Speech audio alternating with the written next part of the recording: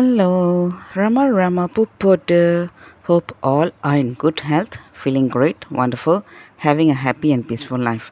Now let's go to the next devotee, Dr. M.R.KriahnamurtiIyer.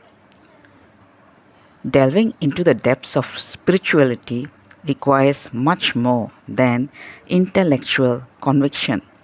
A great deal of effort is necessary in this journey because until you go within, you have to travel almost endlessly in order to reach your destination. But once you turn within, you do not travel, for the truth is there within you as your own self. It has been there all the time and it is there now. There, no movement is necessary in time, space, or causation. We are all humans who belong to different religions. This is the seed of causation. If it was possible for you to remove yourself from the clutches of all the forms of identification as you do in deep sleep, then peace, silence, and quietude will flower. To be in this state, where there is no room for time, space, or causation, diving within is essential. Volumes have been written about the ascetic devotees of Bhagavan like B.V. Narasimha Swami, Muruganar, Sadhu, Natananda, Kunjuswami, Vishwanatha Swami, and also about great scholars like Kavyakanta Ganapati Muni, Dr. Mees, Grant, Duff, Duncan, Greenless, Banning, Richardson, Munagala S. Venkataramaya, Arthur Osborne, Maurice Friedman, S. Cohen, and others.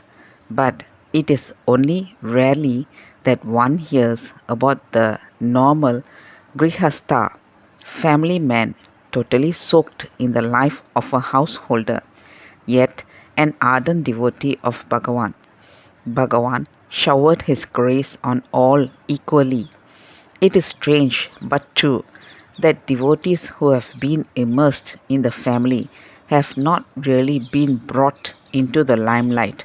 Perhaps the fault lies with the traditional Hindu perspective that identifies spirituality with austerities, renunciation, and knowledge. I personally feel that this kind of segregation will not result in a correct understanding of true spirituality. Hence, even before coming to Ramana Ashramam in 1960 for good, I paid a great deal of attention not only to those who had renounced everything, but also to those who still attached a great deal of importance to their families.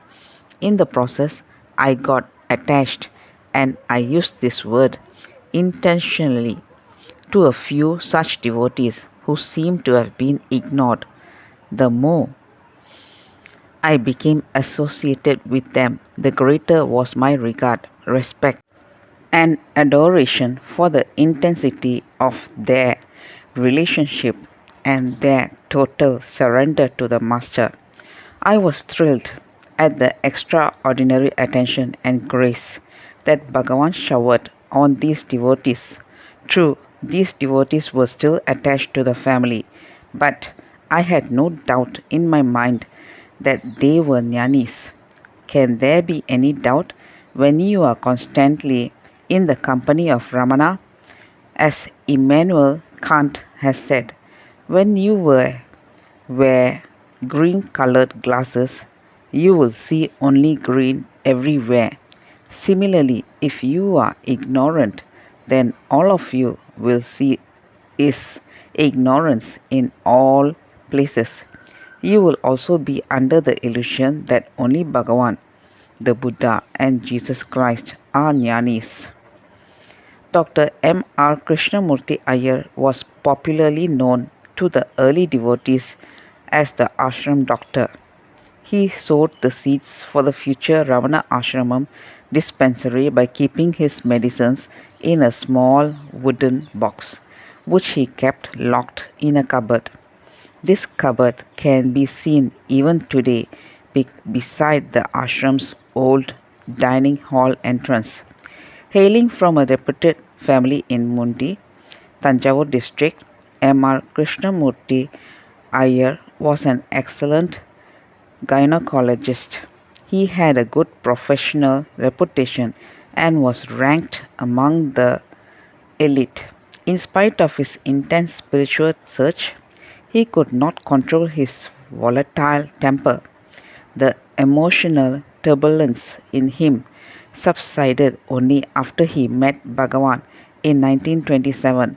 For the first time, he found peace and solace in his spiritual pursuits. The fact that nature seekers came to Bhagavan exhilarates me. They just needed the right switch to be turned on. As the Buddha said, I have taken you to the threshold of truth. Now you have to walk in.